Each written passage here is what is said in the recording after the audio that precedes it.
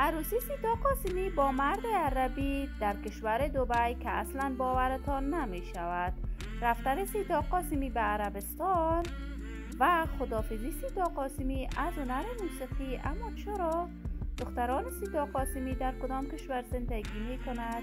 دلیل ازدواج سیتا قاسمی با مرد عربی چی بوده است؟ من در این ویدیو پیرامون حقایق همین ماجرا خواهم پرداخت.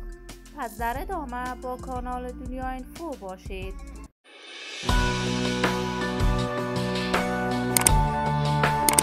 سلام و سلامتی ایام به کامتان باد. شما را خوش آمدید میگم به یکی دیگر از ویدیوهای جذاب کانال دنیا اینفو.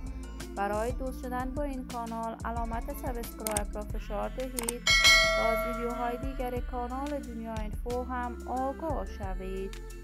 سیتا قاسمی هنرمند خوش صدای افغان که بیشتر از 45 سال سن دارد و در سن 16 سالگی به بار اول ازدواج کرد، ولی هدف ازدواج سیتا قاسمی رفتنش به کشور جرمنی بوده است. سیتا از همسر اولش دارای 2 فرزند بوده است. وی اکنون شوهر اولش جدا شده است. وی بعد از جدا شدن از همسرش به کارهای هنریش ادامه داد. وی در ابتدای کارهای هنریش برای هنرمندان دیگر شعر می سرود، اما با سرودن آهنگ دوگانه با ولی اجازی توانست راه هنر موسیقی را خوب پیش بگیرد. سیتا قاسمی آهنگهای عاشقانه و میهنی خوبی برای دوستداران و طرفداران صدایش همه ساله می سراید.